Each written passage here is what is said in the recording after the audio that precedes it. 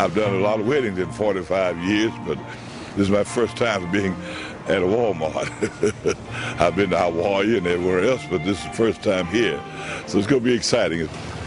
Today will be Ella Glass and Caleb Cox. Wedding is taking place here at Walmart today.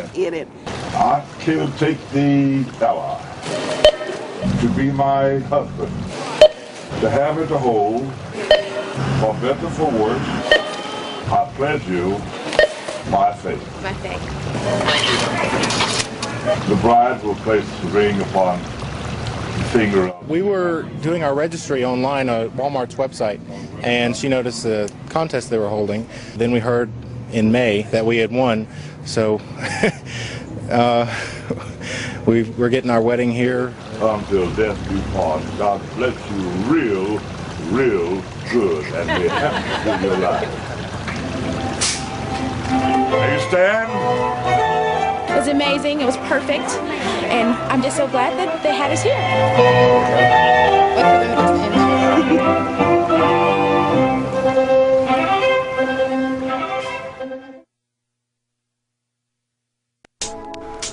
I want to let it be clear. I am not some black nationalist who cares about black people's interracial dating habits. I really could not care any less who dates who. Life is too short, and whoever you end up with, if it works out, then oh well, good luck. However, I'm here to discuss the hypocrisy that black people practice upon each other and not with other groups of people who are non-black. I seriously doubt this would have taken place in a Walmart had the groom been a black man. Some might say, why do you care since she's not attractive anyways? I agree with that statement, but there's much more to this than it looks. I know, and black women know, that this tacky crap would not have been tolerated if the groom was a black man. The black groom would have been expected to go all out with an expensive wedding and probably have to pay for it to top it off too. Black people love fancy weddings and even fancy funerals. It is almost safe to say she might not even married a black man in a similar situation in the first place. Many of us have seen black women far more attractive than this one, with mediocre looking white men, Asians and Hispanics. I once had an old co-worker named James. James was a brother in his late 30s at the time and had a lot going for him. He owned 2 Japanese racing bikes, a Hayabusa and a Kawasaki Ninja. He also owned a classic Corvette, 2 old school style Chevy Blazer trucks, which were all paid for and parked under his house. He told me on more than one occasion that when he went on dates with black women, he would have a hard time picking them up, because upon arriving, when they would see his old truck, they would refuse to step foot in the car because it might make them look bad. Many black women only focus on the exterior of a black man and how it might affect how they look in public. A white man can be struggling to make it in life, but his plight will be understood since Marty is a good guy deep down. These women will ride in these dudes' ragged Ford Ranger pickup truck or busted Honda Civic, but people like my man James, he must be balling to be seen with these women. This is not an isolated story here. Countless black men can testify that their car and name brand clothes makes a difference in how he is judged by black women. I have seen numerous white men at the movies or at the mall in khaki shorts, flip-flop shoes and a trucker's hat, yet these guys have fly women of any race holding on to their arms and all in love with them. Now, when it comes to black women dreaming of successful white men, there's a saying, people in hell want ice water. Just because you want something does not mean you will get it. Some, and I say some, as in a small percentage of black women, actually do end up with successful white men. I wish them all good luck, and may you stop complaining about black men in general since you are now under white people's umbrella. However, black women claim they want successful white men, but settle for less than average white ones in the end. I have yet to see a non-mixed black woman with a Brad Pitt lookalike who has money. I just haven't seen it yet. The mere thought of being with a white man is an aphrodisiac with many black women, and even more so with Asian and Latino women. However, black women seem to be gaining ground in that competition.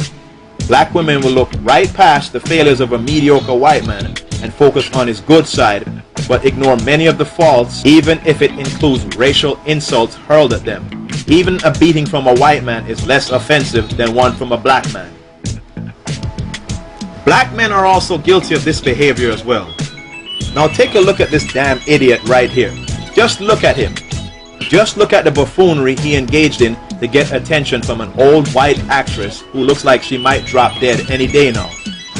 He is a U.S. Marine Corps sergeant who asked actress Betty White, more famous from the Golden Girls, to some dance ball and was rejected, leaving him looking like a clown that he is. This may seem funny to some, but it presents a much more serious stereotype against black men than it looks. He was willing to shame himself and black men in general, and not to mention the Marine Corps with his stupid antics just for attention. He would have seemed more sensible had he asked actress Charlize Thornton or some decked out porn star to the dance. If I was his commanding officer, I would have him stripped of all of his rank for disgracing his uniform and the United States Marine Corps. But that's just me though. Another example of this was when I was in Las Vegas not too long ago.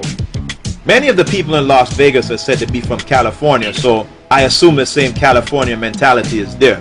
I saw many decent looking black men with some less than stellar looking white women. Now in general, I really don't care who is with who. I've got my own problems to deal with. But however, it really did look out of place. I judge no one despite the fact that I'm prejudged just because of my skin color alone. I'm the lesser of all evils in regard to this judgment. People look down on black men, but I also look down on loser non-blacks the same way they do me. These men look out of place with these pasty, broad back and flat behind white women. Maybe I am thinking on a delusional level to where these men could easily have gotten off with a much more attractive black woman. But then again, I have heard numerous reports that California black women are not receptive to decent black men when they have value. These men probably were with these substandard white women because that's the only one who gave them some play. And it's really sad.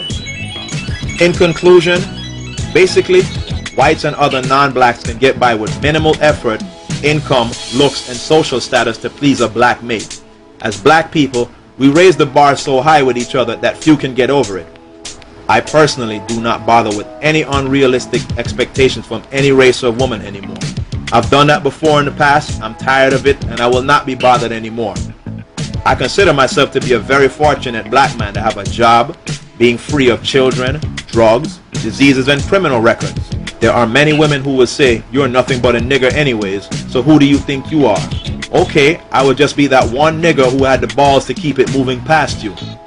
You can take that rancid mentality with you straight to hell from where you came from. I will be the last man standing before I fold and become a consolation prize to some loser woman thinking I should be happy to have her. You see the problem? Let me tell you something about a black man. Listen, I'm going to reveal something to you about a black man right now that you ain't never heard in your life. Black people